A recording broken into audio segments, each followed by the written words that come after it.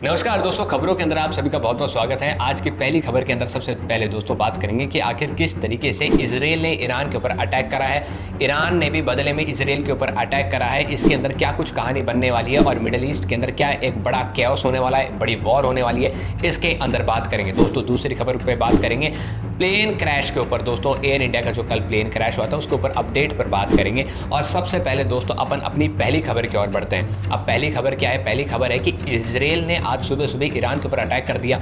Israel के प्रधानमंत्री Benjamin Netanyahu ने वीडियो बनाकर ट्विटर पर डाली और इस चीज के बारे में सबको बताया।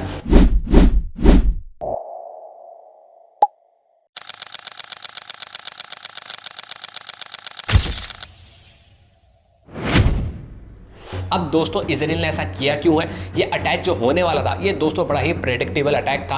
हमने इसको हमारी कई वीडियोस के अंदर प्रेडिक्ट कर लिया था कि ईरान के ऊपर इजराइल अमेरिका की मदद लेकर एक बड़ा अटैक करेगा और ये अटैक अब दोस्तों देखने को भी मिल चुका है। अब ये अटैक किया क्यों गया है दोस्तों? इसके पीछे का कारण है न्यूक्लियर जो बॉम्ब है उसको ईरान बनाना चाह रहा है और ईरान ने लगभग इसको तैयार कर लिया है। अमेरिका और इजराइल नहीं चाहते कि ईरान न्यूक्लियर बॉम्ब बनाए, न्यूक्लियर वेपन्स पर काम करे। वो इसलिए क्योंकि इससे इजराइल डरा हुआ है और ईरान की इंटेलिजेंस के हिसाब से और इजराइल की इंटेलिजेंस के हिसाब से इजराइल ये कहता है कि हमारी इंटेलिजेंस ये कहती है कि ईरान जल्द से जल्द न्यूक्लियर बॉम्ब बनाएगा और इजराइल के ऊपर गिरा देगा। इजराइल कहता है कि हमारे सिक्योरिटी का सवाल है, हमारे अस्तित्व की बात है, इसलिए हम ईरान के ऊपर अटैक कर रहे हैं। और अब ये अटैक होना शुरू हो चुका है। दोस्तों ये अटैक कितना प्रिसाइज्ड था उससे ये पता चलता है कि पहले ही स्ट्राइक के अंदर ईरान के अंदर मौजूद कमांडर इन चीफ को मार दिया गया है। हुसैन सलामी की मैं बात कर रहा हूं। उनको पहली स्ट्राइक के अंदर तेहरान के अंदर वो मौजूद थे, जो कि ईरान की कैपिटल है, इसके अंदर वो मौजूद थे। और यहाँ पर जो आप इमेजेस देख रहे हैं, जो वीडियोस देख रहे हैं, जो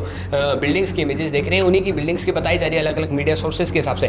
पहली ही स्ट्राइक के अंदर ईरान के कमांडर इन चीफ को मार दिया गया है। जो उनकी इस्लामिक रिवॉल्यूशन गार्ड है उसके जो कमांडर इन चीफ है उनको उड़ा दिया गया है इसके अंदर। इसी के साथ साथ कई सारे न्यूक्लियर साइंटिस्ट को भी मार दिया गया है। बताया जा रहा है कि न्यूक्लियर साइंटिस्ट रात को अपने घरों में मौजूद थे और उनके घरों पर डायरेक्ट स्ट्राइक की गई है, यानी कि न्यूक्लियर साइंटिस्ट का जो रेसिडेंसीज थी वहां पर डायरेक्ट स्ट्राइक की गई है। इसी के साथ साथ बताया गया है कि उन ईरान के जो चीफ ऑफ आर्मी स्टाफ है जिनका नाम है मोहम्मद बघेरी, उनको भी एक स्ट्राइक के अंदर मार दिया गया है। यानी कि ईरान की आर्मी की जो टॉप लीडरशिप है उसको डायरेक्ट तरीके से हिट किया गया है और डायरेक्ट तरीके से मौत के घाट उतार दिया गया है। इस वक्त अगर आप ईरान की मिलिट्री को स्टडी करना चाहेंगे तो आपको ये देखने को मिलेगा कि वहां पर लैक ऑफ लीडरशिप दिखाई देगी 50-50% की। और वहां पर ये देखने को मिलेगा कि ईरान कहीं ना कहीं सोच विचार करने में लग जाएगा कि आखिर उसको किस तरीके से इजराइल के ऊपर एक नया अटैक करना चाहिए। लेकिन दोस्तों ये जो अटैक मैंने कहा रिटेलिएशन की बात कर रहा है ईरान और यहाँ पर ईरान को लैक ऑफ लीडरशिप देखने को मिलेगी। लेकिन अगर ईरान के दोस्तों रक्षा मंत्री की कुछ बयानों पर नजर डालें जो उन्होंने कुछ दिनों पहले दिए थे, तो उन्होंने अपने बयानों के अंदर कहा था कि अगर इजराइल हमारे पर अटैक करता है तो इजराइल तो रिटेलिएशन के लिए तैयार रह ही रहे, बाकी अमेरिका भी रहे। अब डायरेक्ट तरीके से तो अमेरिका के ऊपर कोई मिसाइल ईरान छोड़ नहीं सकता, तो ईरान अमेरिका पर अटैक कैसे करेगा? तो दोस्तों अगर आप ईरान को मैप पे देखेंगे तो ईरान के आजू बाजू जितने भी इस्लामिक देश हैं, इन इस्लामिक देशों के अंदर अमेरिका के मिलिट्री बेसिस हैं। क्यों? क्योंकि ये जो मिडिल ईस्ट है जो आपके सामने आ रहा है, स्क्रीन पर आपके सामने आ रहा है, ये मिडिल ईस्ट दोस्तों अमेरिका का सेंट्रल कमांड है और यहाँ पर एक अमेरिका का अलग सेंट्रल कमांडर बैठता है और वो देखता रहता है कि कब किस देश के ऊपर अटैक करना है और अटैक करते वक्त किस देश का इस्तेमाल करना है और उस देश को कितनी मदद देनी है। हालांकि दोस्तों इजराइल को मदद देने से फिलहाल के लिए कागजी तौर पर और मीडिया रिपोर्ट्स के हिसाब से अमेरिका ने मना कर दिया है और अमेरिका यही कह रहा है कि हमको ये जो अटैक इजराइल ने करा है इसके बारे में हमको कुछ नहीं पता था और इसके अटैक के ऊपर हमको कोई जानकारी थी नहीं। बल्कि आप देखेंगे प्रॉपर तरीके से तो यहाँ पर अमेरिका के F-35 जेट्स का इस्तेमाल किया जा रहा है इजराइल द्वारा। और इजराइल तो वो देश है दोस्तों जिसको अमेरिका हर वक्त पर सपोर्ट करता रहता है, ये सबको पता है और हमने भी हमारे कई वीडियोज़ के जरिए इन सब चीज़ों को बताया। लेकिन दोस्तों अब इसको आप प्रॉपर तरीके से स्टडी करेंगे तो दोस्तों इजराइल ने ईरान के अंदर मौजूद, मैंने आपको स्टार्टिंग में बताया था, न्यूक्लियर सेटलमेंट साइट्स को उड़ा दिया है। और यहाँ पर देखने को मिल रहा है, अगर आप मैप देखेंगे तो आपको देखने को मिलेगा तेहरान से थोड़ा नीचे एक नटांस करके जगह आती है। इस नटांस करके जगह के अंदर दोस्तों एक न्यूक्लियर बहुत बड़ी सेटलमेंट साइट थी जिसके अंदर यूरेनियम एनरिचमेंट साइट थी। आपको पता है कि यूरेनियम का इस्तेमाल किया जाता है न्यूक्लियर बॉम्ब बनाने के लिए और यहाँ पर यूरेनियम एनरिचमेंट साइट को हिट किया है इजराइल ने और यहाँ पर हिट करके इसको तबाह कर दिया गया है। ऐसे करके खूब सारे न्यूक्लियर सेटलमेंट साइट्स है जिनको अटैक कर दिया गया है इजराइल द्वारा। आप अगर इसको प्रॉपर तरीके से स्टडी और करेंगे और खबरों के तरफ हम जाएं तो ये देखने को मिलता है कि इन अटैक्स के बाद दोस्तों ईरान ने क्या करा, ईरान ने दोस्तों डायरेक्ट तरीके से इसराइल के ऊपर 100 ड्रोन्स दाग दिए और इस 100 ड्रोन्स के ऊपर इसराइल का कहना है कि हमने इन सभी ड्रोन्स को इंटरसेप्ट कर लिया और मार के गिरा दिया, हमको कोई ज़्यादा नुकसान नहीं हुआ। हालांकि मीडिया रिपोर्ट्स जैसे जैसे आएंगी वैसे वैसे पता चलेगा कहीं ना कहीं इसराइल की बात अब दोस्तों सही भी हो सकती है। वो इसलिए क्योंकि इसराइल के पास जो डिफेंस सिस्टम है, मिलिट्री एयरबेस का डिफेंस सिस्टम जितने भी, जैसे कि आयरन डोम करके, ये सभी के सभी बड़े ही खतरनाक हैं और कारगर भी साबित होते हैं, वक्त वक्त पर इसराइल की धरती को बचाते रहते हैं। तो ये सब चीज़ें देखने को मिलती है। लेकिन आपको अगर देखने को मिलेगा तो दोस्तों ये अटैक मैंने कहा प्रेडिक्टेबल था। वो प्रेडिक्टेबल इसलिए था क्योंकि मैंने आपको इस वीडियो के अंदर एक बात बताई आपको स्टार्टिंग में।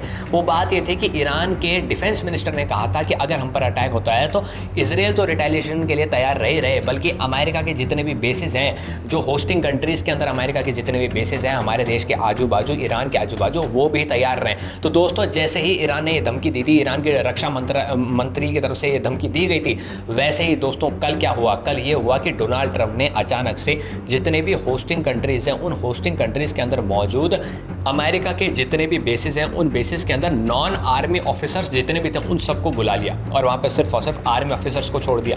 यानी कि अमेरिका को तो पता था कि ये अटैक होने वाला है, अमेरिका अब मना कर रहा है कि हमको तो पता ही नहीं था। तो अमेरिका ये टैक्टिक्स शुरुआत से चलता है कि डायरेक्ट तरीके से वो किसी द्वारा टारगेट ना किया जाए। लेकिन दोस्तों आप सबको पता है और अब आने वाले समय में यही देखना होगा कि किस तरीके से अब पाकिस्तान का इस्तेमाल किया जाएगा अमेरिका द्वारा ईरान को टारगेट करने के लिए। क्योंकि आप अगर ईरान को, मैंने कहा था ना आपको एक इमेजेस मैप दिखाया था ना, जिसके अंदर आपको मैंने क्या दिखाया था, मैंने आपको दिखाया था सेंट्रल कमांड दिखाया था दोस्तों अमेरिका का। ये मिडल ईस्ट है सेंट्रल कमांड, जिसके अंदर सबसे अच्छा दोस्त अमेरिका का है इसराइल और सबसे बड़ा दुश्मन है ईरान। तो ईरान के बाजू में आपको कौन सा देश दिख रहा है? आपको दिख रहा है दोस्तों पाकिस्तान। और पाकिस्तान के अंदर सबसे बड़ा आदमी कौन है इस वक्त? क्या वो पाकिस्तान के प्रधानमंत्री शहबाज शरीफ है? नहीं दोस्तों, वो नहीं है। तो वहाँ पर है दोस्तों वहाँ के फील्ड मार्शल आसिम मुनीर। और आसिम मुनीर को अमेरिका ने अब अपने यहाँ पर परेड में शामिल कर लिया, यानी कि एक इनविटेशन भेजा है और बोला है कि हमारी जो परेड होगी उसके अंदर आप बैठिए और उस परेड को देखिए। तो किस तरीके से अमेरिका पहले तो इसराइल को इस्तेमाल कर चुका है और अब अमेरिका दोस्तों पाकिस्तान को भी इस्तेमाल कर रहा है। पाकिस्तान को इस्तेमाल करने के बदले पाकिस्तान से क्या मांगेगा दोस्तों? पाकिस्तान से एयर बेसिस का सपोर्ट मांगेगा, क्योंकि पाकिस्तान ईरान के जस्ट पास में। कल को अगर पाकिस्तान के एयर बेसिस का इस्तेमाल करते हुए ईरान के दुश्मनों को ईरान के ऊपर अटैक करना होगा तो अमेरिका को तो सबसे बड़ी सहायता मिल जाएगी पाकिस्तान के एयरबेस इस्तेमाल करने के लिए। और ये साबित भी हो चुका है। हाल ही में जब भारत ने ऑपरेशन सिंदूर किया था तो भारत ने पाकिस्तान के स्टार्टिंग में तो आतंकी ठिकानों पर अटैक करा था, फिर जब पाकिस्तान मुंह बड़ा कर रहा था तो पाकिस्तान के जितने भी मिलिट्री बेसिस हैं और एयर बेसिस हैं उनके ऊपर अटैक करा था। और इन एयर बेसिस के अंदर एक एयरबेस था नूर खान एयरबेस। जैसे नूर खान एयरबेस पर अटैक होता है अमेरिका चिल्लाने लग जाता है। पाकिस्तान के कुछ पढ़े लिखे एक्सपर्ट्स जो है वो बोलने लग जाते हैं कि पाकिस्तान के अंदर जो नूर खान एयरबेस है वो पाकिस्तान आर्मी, पाकिस्तान एयरफोर्स के कंट्रोल में नहीं है, वो सिर्फ और सिर्फ यूएसए के कंट्रोल में है। और वहाँ पर देखने को मिलता है कि यूएसए के कार्गो वॉरशिप्स वहाँ पर उतरते हैं, कार्गो जितने भी प्लेन्स हैं वो वहाँ पर उतरते हैं, क्या सामान लाते हैं क्या नहीं लाते हैं अमेरिका पाकिस्तान को बताता तक नहीं है। पाकिस्तान के आर्मी वाले अगर कुछ पूछना चाहते हैं तो उनको डांट के भगा दिया जाता है, कहा जाता है this is not your business. जैसे के साथ साथ नूर खान एयरबेस पे जैसे अटैक होता है उसी दौरान अमेरिका कूद पड़ता है और अमेरिका कहता है कि सीज फायर कर लीजिए, सीज फायर कर लीजिए, क्योंकि सबको पता है कि भारत अगर मारने पर आता है तो रुकता नहीं है। ना अमेरिका देखता है, ना चाइना देखता है, ना टर्की देखता है, ना ही पाकिस्तान को तो देखता ही नहीं है। तो भारत तो अटैक करता है। तो इस दौरान पाकिस्तान की हालत टाइट हो गई और पाकिस्तान ने वहाँ पर नूर खान एयरबेस पर अटैक होने दिया और अमेरिका ने पाकिस्तान को फटकार लगाए। और अब पाकिस्तान से डिमांड की जाएगी कि अब वक्त रहते आप इंडिया के साथ पंगा मत लेना, क्योंकि आप इंडिया के साथ पंगा लेंगे इंडिया फिर अटैक करेगा, आपके बाकी के एयर बेसेस उड़ा देगा। और हमको अब भविष्य के अंदर यानी कि साल 2025 के अंदर अंदर आपके एयर बेसिस का इस्तेमाल करना है। क्यों? क्योंकि हमको ईरान के ऊपर अटैक करना है। और ये जो अटैक है दोस्तों अब शुरू हो चुका है। इसी के साथ साथ इससे जुड़ी जितनी भी खबर थी वो मैंने आपको सारी बता दी है। इसराइल ने जो इस ऑपरेशन को नाम दिया, जैसे कि अपनों ने ऑपरेशन को नाम दिया था ऑपरेशन सिंदूर, इसराइल ने नाम दिया है ऑपरेशन राइजिंग लायन, ऐसे करके ऑपरेशन का नाम दिया है। इसके साथ साथ अभी फिलहाल के लिए कोई अपडेट है नहीं। इतना जरूर पता है कि इंटरनेशनल मार्केट के अंदर क्रूड ऑयल के जो प्राइस है वो 7% से बढ़ चुके हैं। भारत के अंदर कहीं ना कहीं मार्केट गिरता हुआ नजर आ रहा है। आज सुबह खुलते ही मार्केट गिर चुका था, लेकिन जो ब्रेंट करके क्रूड ऑयल कंपनी है उसके 7% का मार्केट जंप आया उसके अंदर।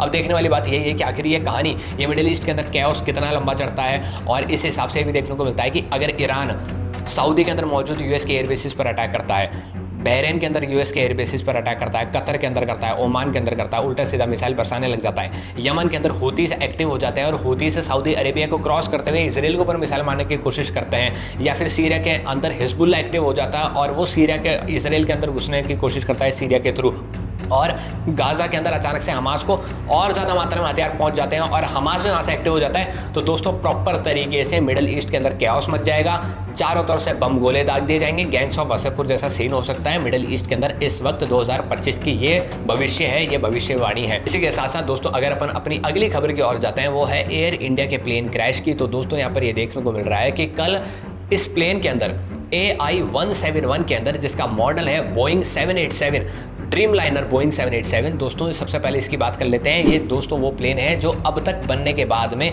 कभी भी क्रैश नहीं हुआ है। साल 2009 के अंदर इस बोइंग 787 ने दोस्तों उड़ान भरी थी पहली अपनी 2009 के अंदर, और अब इसका कोई 11वां-12वां साल चल रहा था, लेकिन अब तक इसके अंदर कोई क्रैश रिपोर्ट नहीं हुआ है। अब तक ये कोई क्रैश नहीं हुआ है। बोइंग अपने आप को अपने एयरलाइंस के अंदर इसको सबसे ज़्यादा प्रमोट करता है, कहता है कि ये सेफेस्ट है, ये सेफेस्ट है, ये सेफेस्ट है, लेकिन फिर भी ये प्लेन आखिर किस तरीके से क्रैश हो गया। इस प्लेन के अंदर मौजूद दोस्तों जो DVR होता है, यानी कि जो कैमरे की रिकॉर्डिंग होती है, उसको ले लिया गया है, और उसके बाद में दोस्तों क्या देखने को मिलता है, ये भी देखने को मिलता है कि ब्लैक बॉक्स जो है उसको भी ले लिया गया है। इनसे क्या जानकारी मिलती है उसके ऊपर इन्वेस्टिगेशन होता है, लेकिन दोस्तों सवाल है एयर इंडिया के ऊपर। लगातार ऐसी बातें बताई जाती हैं, सोशल मीडिया पर कवर किया जाता है कि एयर इंडिया के अंदर तमाम फॉल्ट्स हैं, एयर इंडिया के अंदर ये कमियां हैं। एयर इंडिया के अंदर जाने वाले जितने भी सेलिब्रिटीज़ हैं, जितने भी नेता हैं, जितने भी आम लोग हैं, इन सब ने सोशल मीडिया के अंदर वीडियोस बनाकर एयर इंडिया की कई बार शिकायत की है, और एयरपोर्ट अथॉरिटीज़ और जितने भी भारत की जो एयरलाइन अथॉरिटीज़ हैं उनको इसके बारे में बताया भी है। लेकिन दोस्तों अब तक कार्रवाई क्यों नहीं हुई? एयर इंडिया आंखें बंद कर क्यों ऑपरेट करता रहा? एयर इंडिया लगातार हर बार ऐसी कमियां आने पर बात क्यों नहीं बताता रहा? इसी के साथ ही एयर इंडिया पर अब तक कोई कार्रवाई क्यों नहीं हो पाई? एयर इंडिया के ऊपर खूब सारी शिकायतें भी अथॉरिटीज़ को की गई है, लेकिन एयर इंडिया के ऊपर कोई भी कार्रवाई नहीं हुई। इन सब चीज़ों के बारे में दोस्तों ये सब जानने की बहुत ज़रूरी बात है, और एयर इंडिया को प्रॉपर तरीके से यहाँ पर एक आंसर देना चाहिए जनता को, एक प्रॉपर आंसर देना चाहिए जनता को, और बताना चाहिए कि हमारे में ये कमियां हैं और अब हम इन लेवल पर जाकर इनका सुधार करना चाहते हैं। इसी के साथ ही दोस्तों अगर अपन अपने उन लोगों की बात करें जो पैसेंजर्स थे प्लेन के अंदर, तो दोस्तों उनमें से सिर्फ एक ही व्यक्ति जिंदा बच पाए, जिनका नाम रमेश है।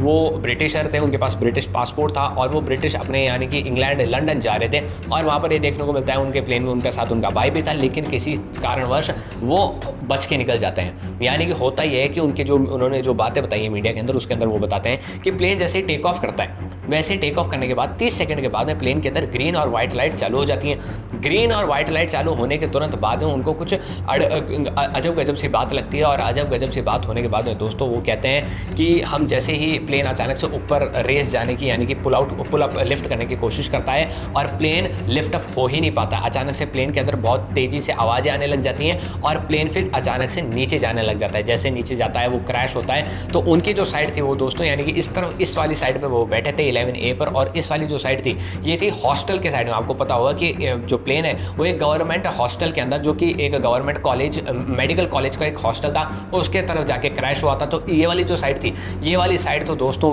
हॉस्टल की साइड थी, और उनकी साइड जो थी वो ओपन साइड थी।